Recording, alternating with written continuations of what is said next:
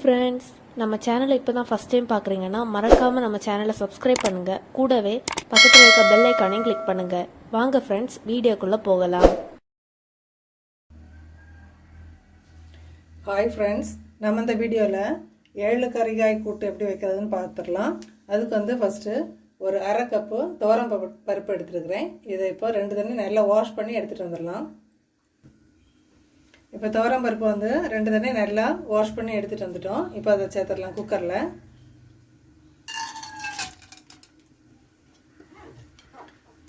இது வந்து அரை கப்பு எடுத்துருக்குறோம் துவரம் பருப்பு. இது வந்து 4 பேருக்கு சாப்பிட்றதுக்கு கரெக்டான அளவாக இருக்கும்.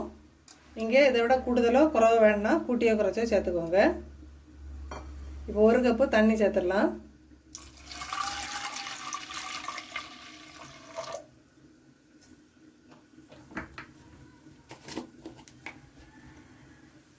ஒரு 1/4 டீஸ்பூன் மஞ்சள் பொடி,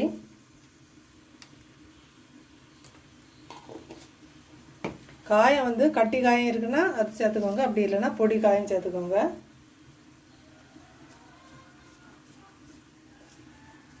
அப்புறம் வந்து குக்கரில் நம்ம பருப்பு வேக வைக்கிறோம், அது வந்து பொங்கி பாயாமல் இருக்கிறதுக்காக வேண்டி ஒரு அரைலேருந்து 1 டீஸ்பூன் அளவுக்கு கொஞ்சம் எண்ணெய் சேர்த்துக்கோங்க. இப்போ குக்கரை மூடிடலாம்.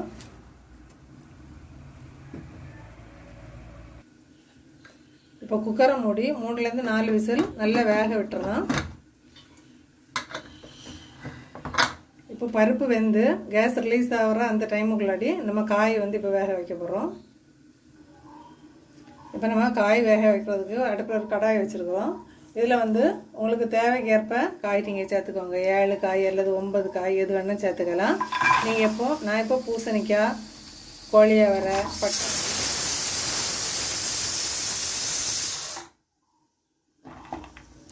சவ் எல்லாம், அந்த கேரட்டு, இந்த மாதிரி 7 வகை காய் எடுத்துருக்குறேன். காய் வந்து அவங்கவுங்க விருப்பம் தான். உங்களுக்கு தேவைக்கேற்ப 7 வெரைட்டி அல்லது 9, 11 எவ்வளோ வேணால் நீங்கள் சேர்த்துக்கலாம்.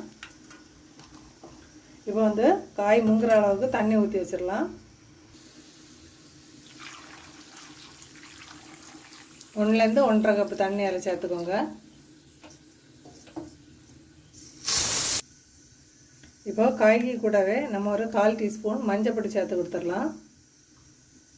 அப்புறம் வந்து 1.5 டேபிள் ஸ்பூன் சாம்பார் பொடி. நீங்கள் வீட்டில் இடித்ததாகவும் சரி அல்லது கடையில் வாங்கினாலும் சரி, எதுனாலும் பரவாயில்ல.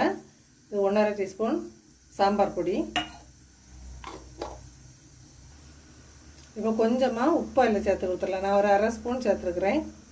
காய்க்கு தேவைக்கேற்ப நீங்கள் சேர்த்துக்கோங்க. இப்போ இந்த மசாலா, உப்பு எல்லாம் சேர்த்து ஒருக்கா மிக்ஸ் பண்ணிவிட்டு நம்ம ஒரு மூடி போட்டு வேக வைக்க போகிறோம்.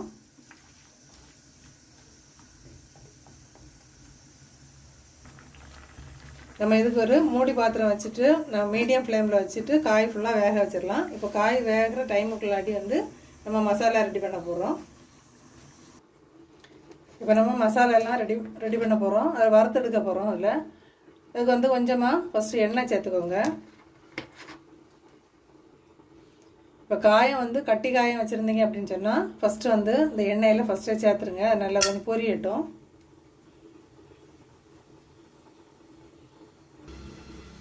இப்போ காயம் பொரிஞ்சிட்டு பாருங்கள். அந்த டைமில் வந்து இதை நம்ம எடுத்து வச்சுட்டு இப்போ மசாலா மீதியெல்லாம் ஒன்றா சேர்த்துடலாம்.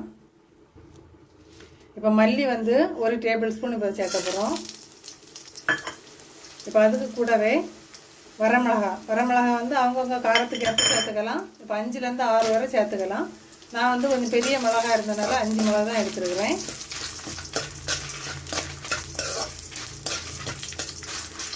கொஞ்சம் காரத்துக்கு ஏற்ப நீங்கள் சேர்த்துக்கோங்க. மீடியம் சைஸ் மிளகு அப்படின்னு சொன்னால் ஒரு 6, 7 வரைக்கும் சேர்த்துக்கலாம்.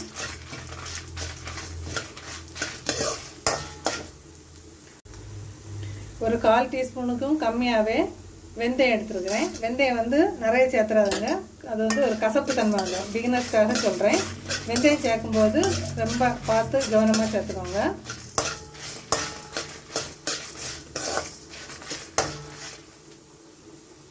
அப்புறம் ஒரு அரை டேபிள் ஸ்பூன் கடலைப்பருப்பு, ஒரு 10 நல்ல மிளகு. இப்போ அதை சேர்த்துடலாம்.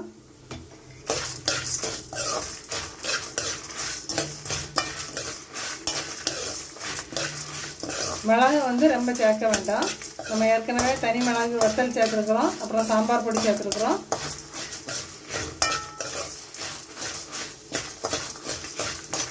இப்போ இது லேசாக செவந்து வந்துட்டு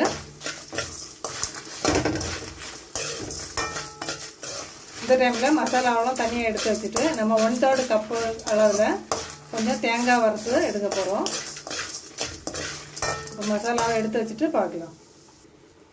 நம்ம இப்போ மசாலாலாம் எடுத்து வச்சுட்டோம். இதில் வந்து 1/3 கப் அளவுக்கு தேங்காய் சேர்த்துருக்குறோம். தேங்காய் ரொம்ப தேவையில்லை.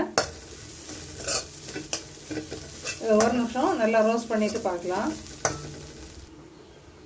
இப்போ வந்து தேங்காய் வரப்பட்டுட்டு இந்த டைமில் வந்து நீங்கள் வந்து கட்டி காயும் இல்லை அப்படின்னு சொன்னால் காயை பொடி சேர்த்துக்கோங்க. 1/4 டீஸ்பூனுக்கும் கம்மியாக சேர்த்துக்கிட்டா போதும். நம்ம ஃபஸ்ட்டே கொஞ்சம் காயில் சேர்த்து வேக வச்சுருக்குறோம். இப்போ தேங்காயும் ரெடி ஆகிட்டு இந்த டைமில் வந்து நம்ம ஸ்டவ் ஆஃப் பண்ணிவிட்டு நம்ம ரோஸ்ட் பண்ணி எடுத்த மசாலாவெல்லாம் அரைச்சி எடுத்துகிட்டு வர போகிறோம். ஃபஸ்ட்டு வந்து பல்ஸ் மோடில் போட்டுட்டு அதுக்கப்புறம் தண்ணி சேர்த்து நல்லா ஃபைன் பேஸ்ட்டாக அரைச்சி எடுத்துக்கோங்க. இப்போ வந்து பருப்பு சூப்பராக வெந்து ரெடி ஆகிட்டு ஒரு கரண்டி போட்டு ஒருக்கா மேஷ் பண்ணிக்கோங்க. பாருங்கள், நல்லா வெந்துட்டு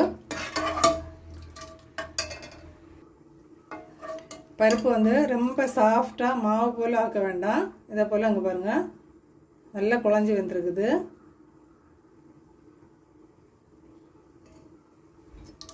இதில் வந்து இனி வேக வச்ச காயை நம்ம இதில் சேர்க்க போகிறோம். நம்ம இப்போ தனியாக வேக வச்ச காயை அதில் சேர்த்துடலாம்.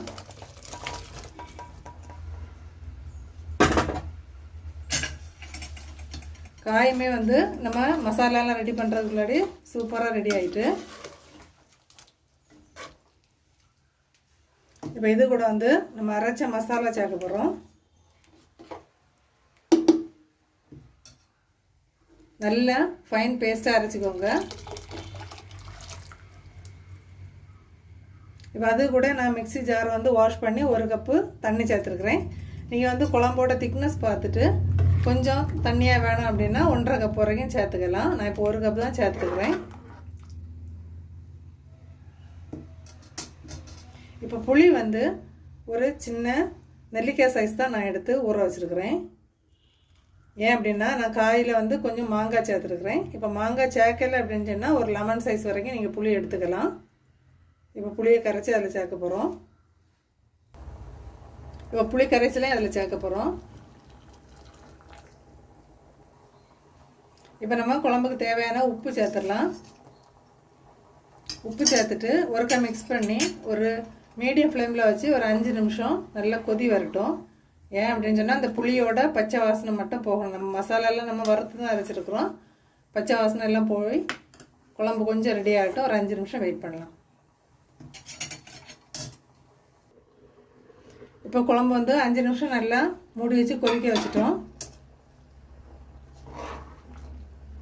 பாருங்கள், திக்னஸ் வந்து அவங்கவுங்க தேவைக்கு ஏற்ப வச்சுக்கோங்க. தண்ணியாக வேணால் தண்ணியாக வச்சுக்கோங்க. இப்போ வந்து நம்ம தாளிச்சு அதில் சேர்த்துட்டு நம்ம குழம்பு ஆஃப் பண்ணிடலாம்.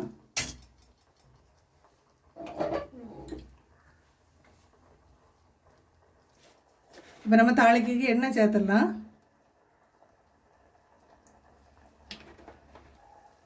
இப்போ 1 டீஸ்பூன் கடுகு,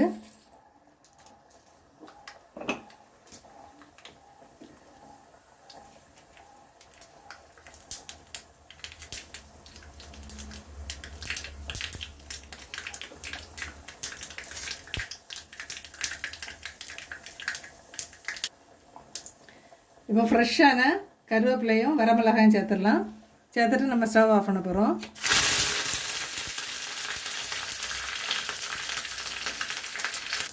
இப்போ நம்ம குழம்புல சேர்த்துடலாம் தாளிச்சதை.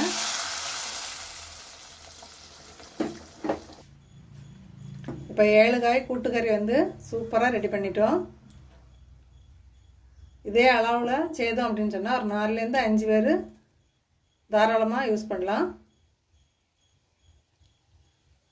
ட்ரை பண்ணி பார்த்துட்டு மறக்காமல் கமெண்ட் பண்ணுங்கள் ஃப்ரெண்ட்ஸ்.